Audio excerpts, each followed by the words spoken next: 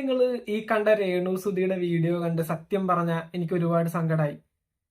ഈ പറയുന്ന പോലെ രേണു സുധി കണ്ടന്റുകൾ ബിഗ് ബോസിൽ പുള്ളി വന്നപ്പോ തൊട്ട് നമ്മൾ ഒത്തിരി ചെയ്തിട്ടുണ്ട്. നമുക്കറിയാം, ബിഗ് ബോസിന്റെ റിവ്യൂസ് സജീവമായിട്ട് ചെയ്യുന്ന ഒരു യൂട്യൂബ് ചാനലാണത്. രേണു സുധി ബിഗ് ബോസിൽ വന്നപ്പോ തൊട്ട് നമ്മൾ ഒത്തിരി വീഡിയോസ് രേണുവിന് ബന്ധപ്പെട്ട് ചെയ്തിട്ടുണ്ട്. അതിനു മുമ്പും ചെയ്തിട്ടുണ്ട്. അതിനുശേഷവും രേണു ബന്ധപ്പെട്ട് വരുന്ന പല കണ്ടന്റുകളും നമ്മൾ വീഡിയോസ് ആക്കിയിട്ടുണ്ട്. പക്ഷേ ഈ ഒരു അവസ്ഥയിൽ പുള്ളിക്കാരത്തെ കാണേണ്ടി വരുമെന്ന് ഒരിക്കലും വിചാരിച്ചില്ല. സത്യം പറഞ്ഞാല് ഈ ഒരു സിറ്റുവേഷനിലും ഈ ഒരു ക്യാൻസർ ബാധിച്ചുകൊണ്ട് ആ ഒരു വ്യക്തിയുടെ ശരീരത്തിലും ഈ പറയുന്ന പോലെ മൊത്തത്തിൽ വന്നിരിക്കുന്ന ആ ഒരു മാറ്റം കാണുമ്പോൾ നമ്മൾ നേരത്തെ പല വീഡിയോസിലും രേണുസുധിയെ എതിർത്തിട്ടുള്ളവരും രേണുസുധി ചെയ്യുന്ന കാര്യങ്ങളൊക്കെ ഉൾക്കൊള്ളാൻ പറ്റാത്തത് കൊണ്ട് നമ്മൾ എതിർത്തിട്ടുണ്ട്. പിന്നെ പല സമയങ്ങളിലും മോശമായിട്ട് പല വ്യക്തികളും രേണുസുധിയെ പല ആരോപണങ്ങൾക്കും ഇരയാക്കുന്ന സമയത്ത് സപ്പോർട്ട് ചെയ്തും നമ്മൾ ഒത്തിരി വീഡിയോസ് ചെയ്തിട്ടുണ്ട്.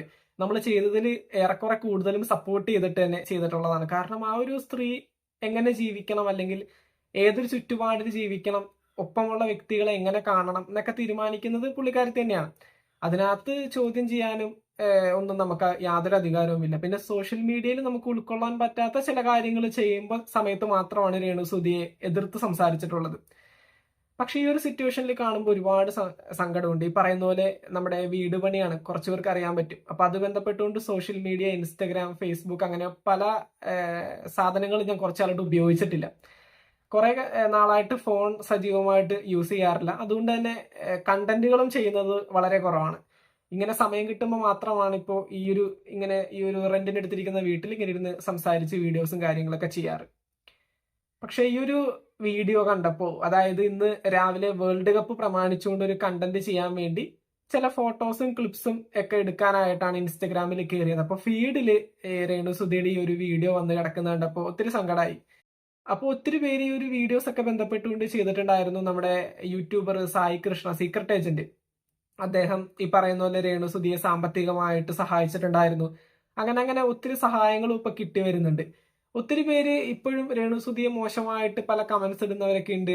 ഞാൻ എന്തായാലും ആ ഇനത്തിൽപ്പെട്ടതല്ല. പല കമന്റുകളും ഒട്ടും ഉൾക്കൊള്ളാൻ പറ്റാത്ത പല കമന്റുകളൊക്കെ കണ്ടായിരുന്നു. ഇത് ചെയ്തു കൂട്ടിയതിന്റെ വിധിയാണെന്നൊക്കെ പറഞ്ഞുകൊണ്ട്. അങ്ങനെയൊക്കെ പറയുന്നത് എന്ത് മനുഷ്യത്വത്തിന്റെ പുറത്താണെന്ന് മനസ്സിലാവുന്നില്ല.